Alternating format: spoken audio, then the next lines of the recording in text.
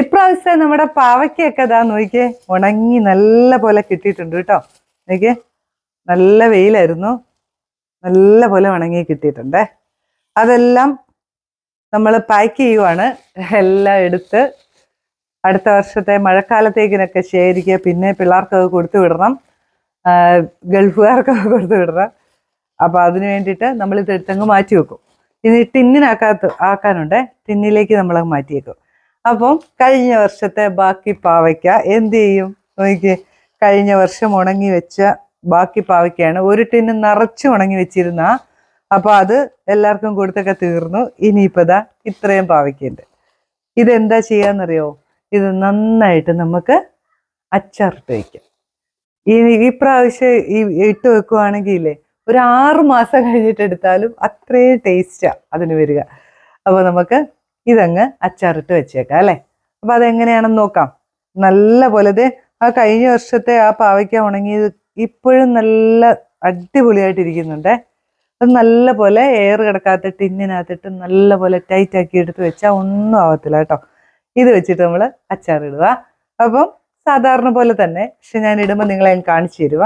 അതിനകത്ത് എടുത്ത് വെച്ചേക്കുന്നത് എങ്ങനെയാണെന്ന് ചോദിച്ചാൽ, നമ്മുടെ സാധാരണ പോലെ ഇഞ്ചി വെളുത്തുള്ളി പേസ്റ്റ്, പച്ചമുളക് അരിഞ്ഞു വെച്ചിട്ടുണ്ട്, മുളക് പൊടി, കറിവേപ്പില, കുറച്ച് മഞ്ഞൾപ്പൊടി, ഉലുവ, കായം, കടുക്, ഇതൊക്കെ തന്നെ, വിനാഗിരി. അപ്പം ഉണ്ടാക്കാം. ഒരു ചീനച്ചട്ടി എടുത്ത്, ഇതെൻ്റെ അച്ചാർ ചട്ടിയാണ് കേട്ടോ. ചെറിയ കുറച്ച് അളവൊക്കെ ഉള്ളപ്പം ഇതിൽ തന്നെ ഉണ്ടാക്കുക. അപ്പോൾ അതെടുത്ത് ചീനച്ചട്ടി അടുപ്പ് വെച്ചു, ചൂടാവട്ടെ. ചട്ടി ചൂടായപ്പോൾ എണ്ണ ഒഴിച്ചു കൊടുക്കാം. നല്ലെണ്ണയാണ് ഒഴിക്കുന്നത്.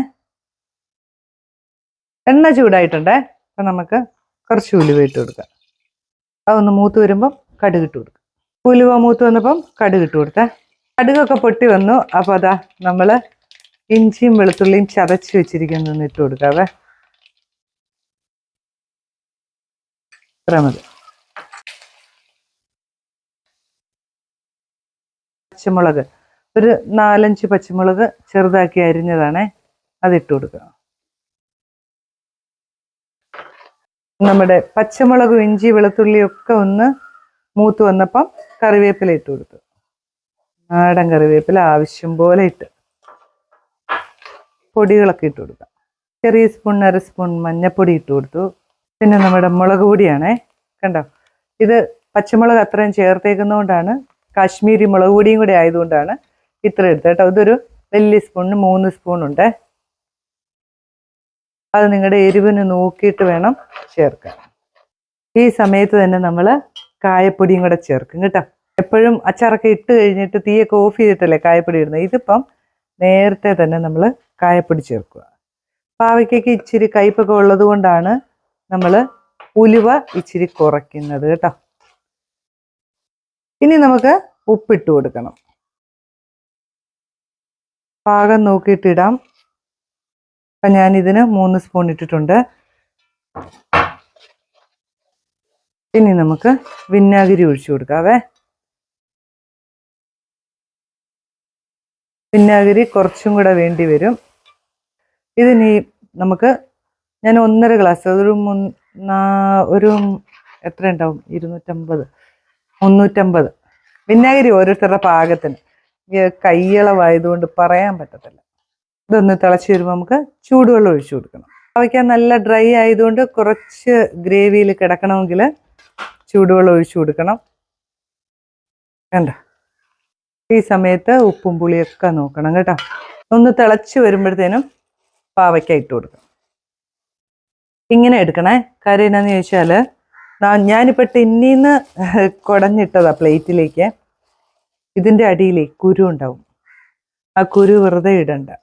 അതുകൊണ്ട് പാവയ്ക്ക മാത്രം എടുത്താൽ മതി. നമുക്കേ ലാസ്റ്റായിട്ട് ഇച്ചിരി ശർക്കര പാനി ഒന്ന് ഒഴിച്ചു കൊടുക്കാവേ. കുറച്ചൊഴിച്ചാൽ മതി. ഇനി നമുക്ക് സ്റ്റൗ ഒക്കെ അങ്ങ് ഓഫ് ചെയ്തേക്കാം. ഉണങ്ങിയ പാവയ്ക്കയുടെ അച്ചാർ ഇവിടെ റെഡി ആയിട്ടുണ്ട്. ഇത് തണുത്ത് കഴിയുമ്പോൾ നല്ല ചില്ല് ഭരണിയിലിട്ട് വെക്കുക.